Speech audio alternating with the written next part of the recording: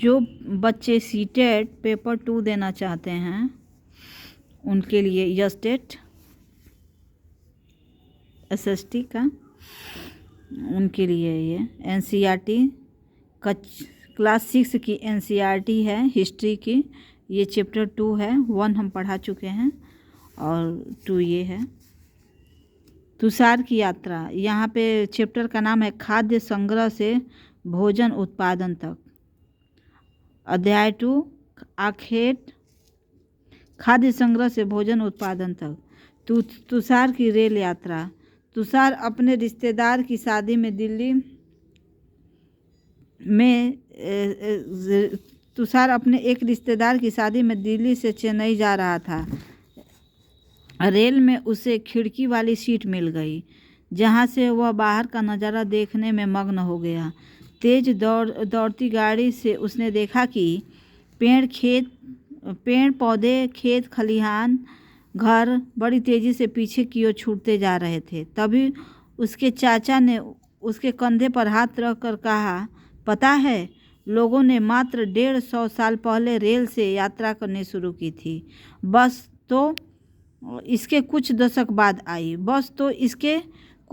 बाद आई। तुषार सोचने लगा कि जब लोगों के पास आने जाने के लिए तेज रफ्तार वाली सवारी नहीं थी तो क्या वे यात्रा ही नहीं करते थे? क्या वे अपनी सारी जिंदगी एक ही जगह पर बिता दिया करते थे? नहीं, ऐसी बात नहीं थी। अब यहाँ पे आरंभिक मानव, आखिर वे इधर उधर क्यों घूमते थे? हम उन लोगों के बारे में जानते हैं जो इस उपमहाद्वीप में 20 लाख साल पहले रहा करते थे। आज हम उन्हें आखेटक खाद्य संग्राहक के नाम से जानते हैं। भोजन का इंतजाम करने की विधि के आधार पर उन्हें इस नाम से पुकारा जाता है। आमतौर पर खाने के लिए वे जंगली जानवरों का शिकार करते थे, मछलियाँ और चिड़िया पकड़ते थे, फल मूल, दाने, पौधे, पत्तियाँ, अंडे इकट्ठा किया करते थे। आखेटक खाद्य संग्राहक समुदाय के लोग एक जगह से दूसरी जगह घूमते रहते थे। ऐसा करने के कई कारण थे। पहला कारण यह कि अगर वे एक ही जगह पर ज़्यादा दिनों तक रहते तो आसपास के पौधे, फलों, जानवरों को खाकर समाप्त कर देते थे। इसलिए और भोजन की तलाश में इन्हें दूसरी जगहों पर जाना पड़ता था। दूसरा कारण यह है कि जानवर अपने शिकार के लिए या फिर हिरन और मवेशी अपना चारा ढूंढने के लिए एक जगह से दूसरी जगह जाया करते थे। इसलिए इन जानवरों का शिकार करने वाले लोग भी इनके पीछे पीछे जाया करते होंगे। तीसरा कारण यह है कि पेड़ों और पौधों में फल फूल अलग अलग मौसम में आते थे, इसलिए लोग उनकी तलाश में उपयुक्त मौसम के अनुसार अन्य इलाकों में घूमते होंगे। और चौथा कारण यह है कि पानी के बिना किसी भी प्राणी या पौधे का जीवित रहना संभव नहीं होता है और पानी झीलों, झरनों और तथा नदियों में ही मिलता है। यद्यपि कई नदियों और झीलों का पानी कभी नहीं सूखता। कुछ झीलों और नदियों में पानी बारिश के बाद ही मिल पाता है, इसलिए ऐसी झीलों और नदियों के किनारे बसे लोगों को सूखे मौसम में पानी की तलाश में इधर उधर जाना पड़ता होगा। तो यहाँ पे आरंभिक मानव के बारे में जानकारियाँ कैसे मिलती हैं? यह प्रश्न ये है कि आरंभिक मानव के बारे में जानकारियाँ कैसे मिलती हैं। तो यहाँ पे पढ़ते हैं, पुरातात्विदों को कुछ ऐसी वस्तुएं मिली जिनका निर्माण और उपयोग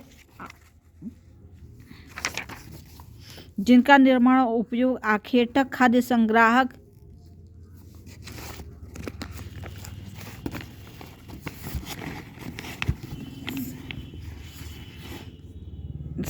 किया करते थे। यह संभव है कि लोगों ने अपने काम के लिए पत्थरों, लकड़ियों और हड्डियों के औजार बनाए होंगे। इसमें से पत्थरों के औजार आज भी बचे हैं।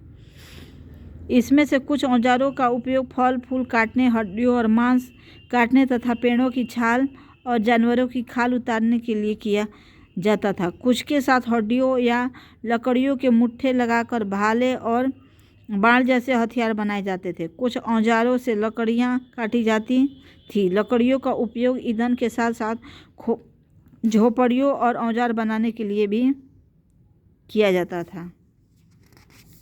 यहाँ पे इसका चित्र है, यहाँ पे ये चित्र देखिए। पत्थर के औजारों का उपयोग बाएं से यहाँ पे बाएं किया गया।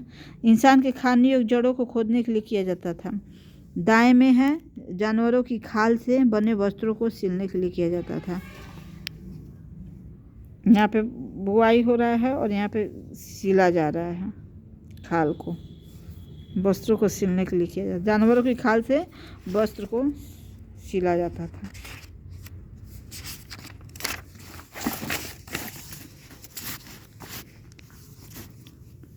रहने की जगह निर्धारित करना। मानचित्र 2 को देखो।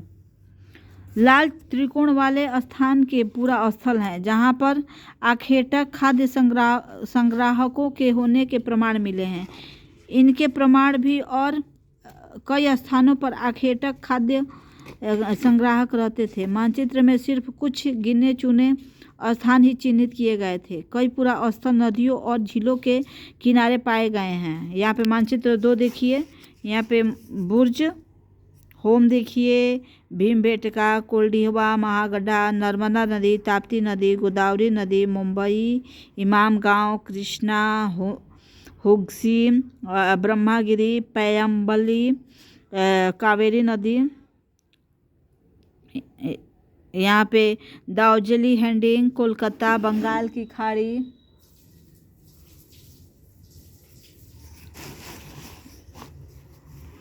चूँकि पत्थर के उपकरण बहुत महत्वपूर्ण थे, इसलिए लोग ऐसी जगह ढूंढते रहते थे जहां अच्छे पत्थर मिल सकें।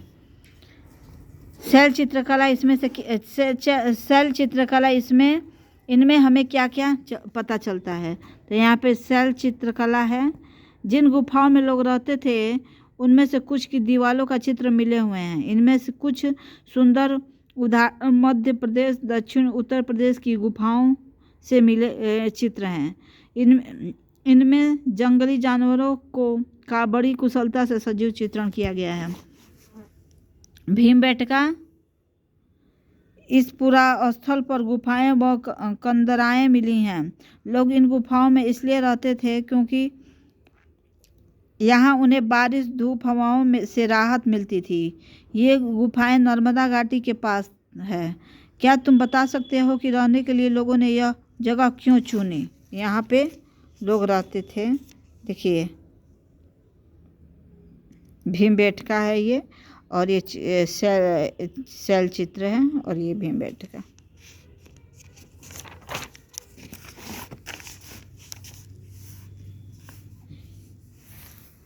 पूरा स्थल उस स्थान को कहते हैं जहां औजार, बर्तन और इमारतों जैसी वस्तुओं के अवशेष मिलते हैं। ऐसी वस्तुओं का निर्माण लोगों ने अपने काम के लिए किया था और बाद में उन्हें वहीं छोड़ गए।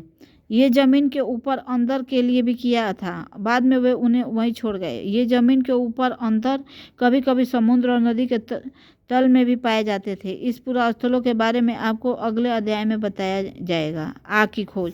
अब यहाँ पे चलते हैं, आग की खोज कैसे हुई। मानचित्र 2 में कुरनूल गुफा ढूंढो। पृष्ठ 12। यहाँ राख के अवशेष मिले थे। इनका मतलब यह है कि आरंभिक लोग आग जलाना सीख गए थे। आग का इस्तेमाल कई कार्यों के लिए किया गया होगा, जैसे कि प्रकाश के लिए, मांस भूनने के लिए और खतरनाक जानवरों को दूर भगाने के लिए। आज हम आग का उपयोग किस लिए करते हैं?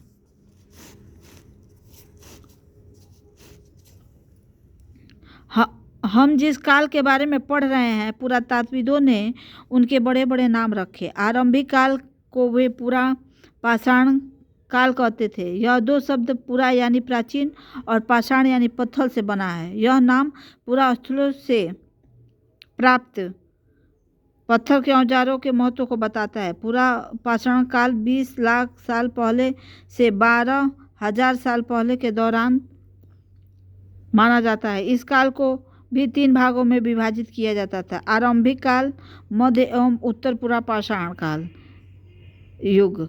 मानव इतिहास की लगभग 99% कहानी इसी काल के दौरान घटित हुई। जिस काल में हमें पर्यावरण बदलाव मिलते हैं उन्हें मेसेलिथ यानी मध्य पाषाण युग कहते हैं। इसका समय लगभग 12,000 साल पहले से लेकर 10,000 साल पहले तक माना गया है। इस काल के पाषाण औजार आमतौर पर बहुत छोटे होते थे। इन्हें माइक्रोलिथ यानी लघु पाषाण कहा जाता है। प्रायः इन औजारों में हड्डियों या लकड़ियों के मुट्ठे लगे हंसिया और आरी जैसे औजार मिले थे। साथ साथ पूरा पाषाण युग वाले औजार भी इस दौरान बनाए जाते होंगे। अगले युग की शुरुआत लगभग 10,000 पहले से होती है। इसे नवपाषाण युग कहा जाता था। नवपाषाण काल का क्या मतलब होता होगा? हमने कुछ स्थानों के नाम दिए हैं। अगले अध्याय में तुम्हें ऐसे अनेक नाम मिलेंगे। अक्सर हम पुराने स्थानों के लिए उन नामों का प्रयोग करते हैं जो आज प्रचलित हैं, क्योंकि हमें ज्ञात नहीं है कि उस काल में इनके क्या नाम रहे होंगे। बढ़ती जलवायु, बदलती जलवायु। लगभग 12,000 साल पहले दुनिया की जलवायु में बड़े बदलाव आए और गर्मी बढ़ने लगी। इसके परिणाम स्वरूप कई क्षेत्रों में घास वाले मैदान बनने लगे। इसे हिरन, बारहसिंघा, भेड़, बकरी और गाय जैसे उन जानवरों की संख्या बढ़ी जो घास खाकर जिंदा रह सकते थे। जो लोग इन जानवरों का शिकार करते थे वे भी इनके पीछे आए और इनके खाने पीने की आदतों और प्रजनन के समय की जानकारियां हासिल करने लगे। हो सकता है कि तब लोग इन जानवरों को पकड़कर अपनी ज़रूरतों के अनुसार पालने की बात सोचने लगे होंगे। साथ ही इस काल में मछली भी भोजन का महत्वपूर्ण स्रोत बन गई।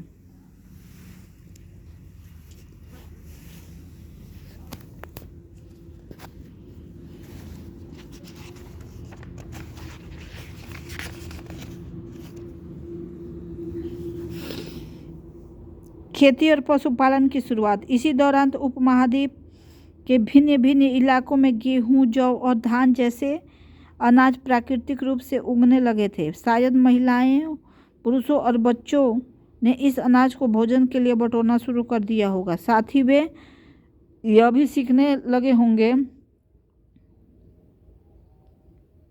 कि यह अनाज कहाँ उगते थे और कब पककर तैयार होते थे। ऐसा करते करते लोगों ने इस औजार को खुद पैदा करना सीख लिया। इस प्रकार धीरे धीरे वे कृषक बन गए।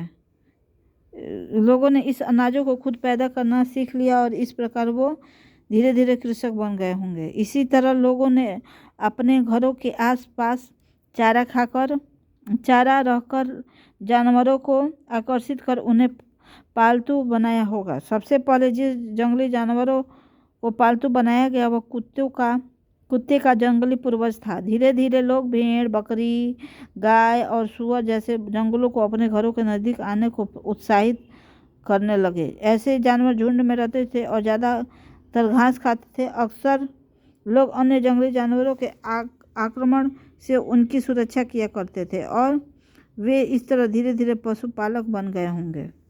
क्या तुम बता सकती हो कि सबसे पहले कुत्तों को ही पालतू क्यों बनाया गया?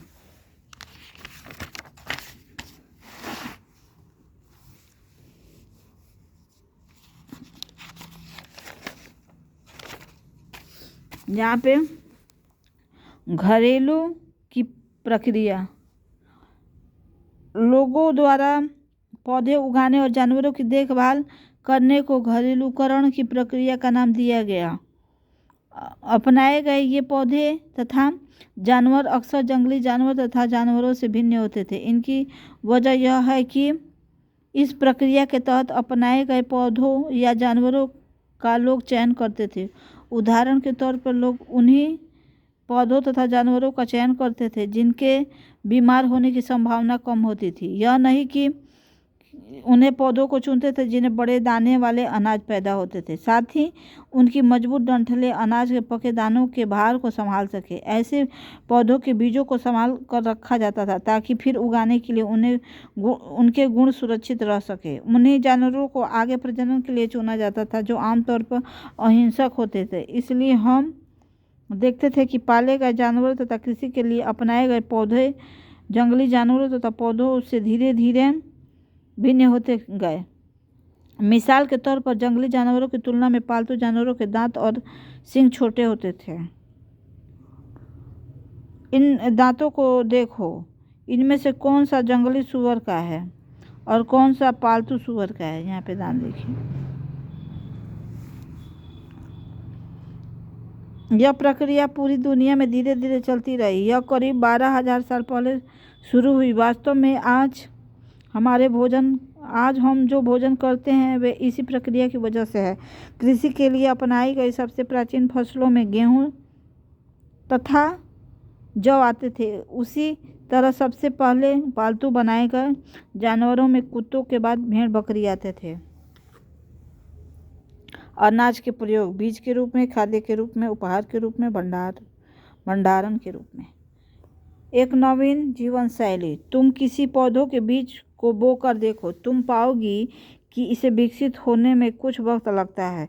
इनमें कुछ दिन, महीने तथा फिर 1 साल तक लग सकता है। इसलिए जब लोग पौधे उगाने लगे तो उनकी देखभाल करने के लिए उन्हें एक ही जगह पर लंबे समय तक रहना पड़ता था। बीज बोने से लेकर फसलों के पकने तक पौधों की सिंचाई करने, खरपतवार हटाने, जानवरों और चिड़ियों से उनकी सुरक्षा करने जैसे बहुत से काम शामिल थे। कटाई के बाद अनाज का उपयोग बहुत संभाल कर करना पड़ता था। अनाज को भोजन और बीज दोनों ही रूपों में बचा कर रखना आवश्यक था। इसलिए लोगों को इनके भंडारण की बात सोचनी पड़ी। बहुत से इलाकों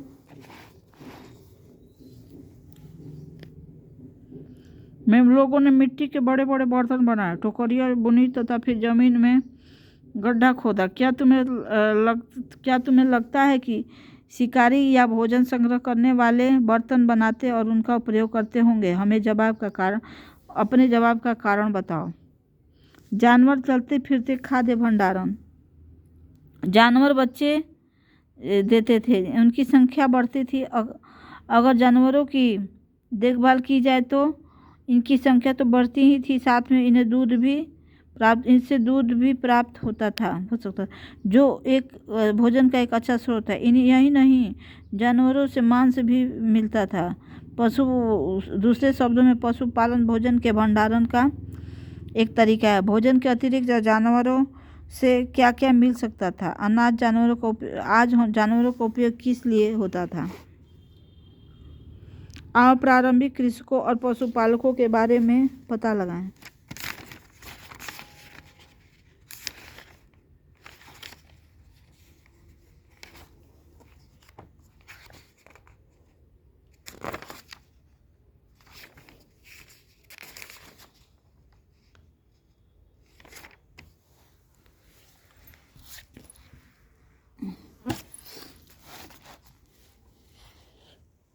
मानचित्र 2 पृष्ठ संख्या 12 देखो। क्या तुम्हें कई नीले वर्ग दिख रहे हैं? पता है, इसमें से प्रत्येक बिंदु उस जगह को दर्शाता है जहां पुरातत्वविदों को शुरुआती कृषकों और पशुपालकों के होने के साक्ष्य मिले हैं। ये पूरे उपमहाद्वीप में पाए गए हैं। इनमें सबसे पहले महत्वपूर्ण पश्चिमोत्तर क्षेत्र में, आधुनिक कश्मीर में और पूर्वी तथा दक्षिणी भारत में पाए गए हैं। वास्तव में ये निर्दिष्ट स्थान कृषकों और पशुपालकों की बस्तियां थीं या नहीं, इसे जांचने के लिए वैज्ञानिक खुदाई में मिले पौधे और पशुओं की हड्डियों के नमूने का अध्ययन करते हैं। इनमें से सबसे रोचक जले हुए अनाज के दानों के अवशेष मिले। ऐसा लगता है कि ये गलती से या फिर जानबूझकर जलाए गए होंगे। वैज्ञानिक इस अनाज के दानों की पहचान कर सकते थे। इस तरह हमें पता चलता है कि इस उपमहाद्वीप के विभिन्न भागों में बहुत सारी फसलें उगाई जाती होंगी।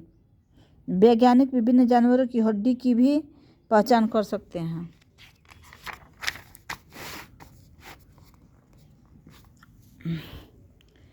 अस्थायी जीवन की ओर। पुरातात्विदों को कुछ पुरास्थलों पर झोपड़ियों और घरों के निशान मिले हैं, जैसे कि बुर्ज होम। वर्तमान कश्मीर में लोग गड्ढे के नीचे घर बनाते थे, जिन्हें गर्तवास कहा जाता था। इनमें उतरने के लिए चिड़ियाँ होती थी। इनमें उन्हें ठंड के मौसम में सुरक्षा मिलती होगी। पुरातात्विदों को झोपड़ी के अंदर और बाहर दोनों ही स्थानों पर आग जलाने की जगह मिली है। ऐसा लगता है कि लोग मौसम के अनुसार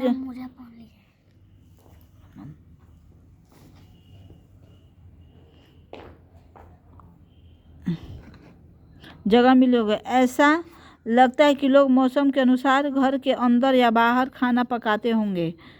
बहुत सारी जगहों से पत्थर के औजार भी मिले हैं। इनमें से कई ऐसे हैं जो पूरा पाषाण युगीन उपकरणों से भिन्न हैं, इसलिए इन्हें नवपाषाण युग का माना गया है। इनमें वे औजार भी हैं जिनकी धार को और अधिक पैना करने के लिए उन पर पालिश चढ़ाई जाती थी। ओखली और मूसल का प्रयोग अनाज तथा वनस्पतियों से प्राप्त उन चीज़ों को पीसने के लिए किया जाता था। आज हजारों साल बाद भी ओखली और मूसल का प्रयोग अनाज पीसने के लिए किया जाता है। उसी तरह प्राचीन प्रस्तर युगीन औजारों का निर्माण और प्रयोग लगातार होता रहा। कुछ औजार हड्डियों से भी बनाए जाते थे। यहाँ पे औजार देखिए, यहाँ पे बड़ा है, फिर छोटा है, फिर उससे छोटा है, सबसे छोटा ये है। फिर यहाँ पे 4 औजार दिए गए हैं, उसको आप देख सकते हैं। नवपाषाण युग के पूरा स्थलों में कई प्रकार की मिट्टी के बर्तन मिले हैं। कभी कभी इन पर अलंकरण भी किया जाता था। बर्तनों का उपयोग चीज़ों को रखने के लिए किया जाता था। धीरे धीरे लोग बर्तनों का प्रयोग खाना बनाने के लिए करने लगे। चावल, गेहूँ तथा दलहन जैसे अनाज सब आहार का महत्वपूर्ण हिस्सा बन गए।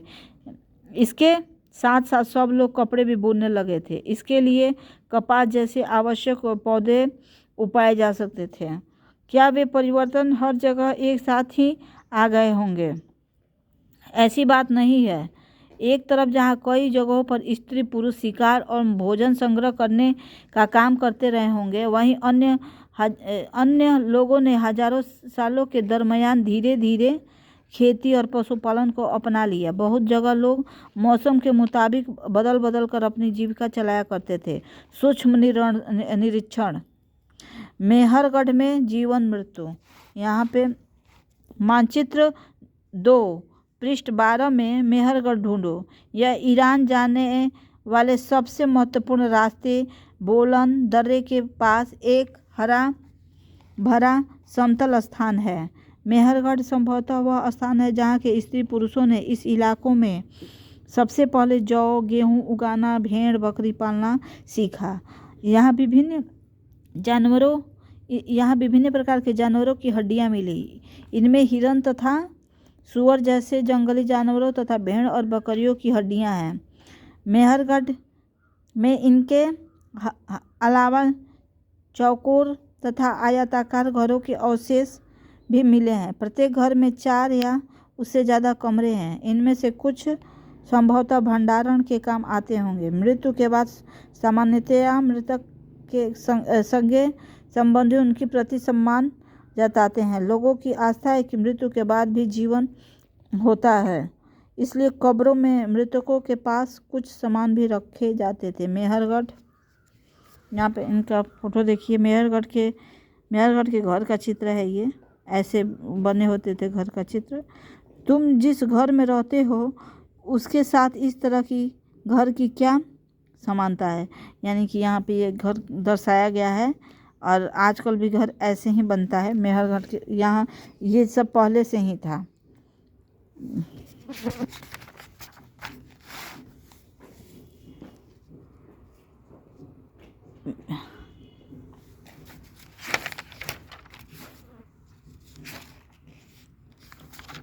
मेहरगढ़ में ऐसी कई कब्रें मिली हैं। एक कब्र में एक मृतक के साथ एक बकरी को भी दफनाया जाता था। यहाँ पे देखिए मृतक के साथ बकरी को भी दफनाया जाता था एक कब्र में, दफनाया गया था। संभवतः इसे परलोक में मृतक के खाने के लिए रखा गया होगा।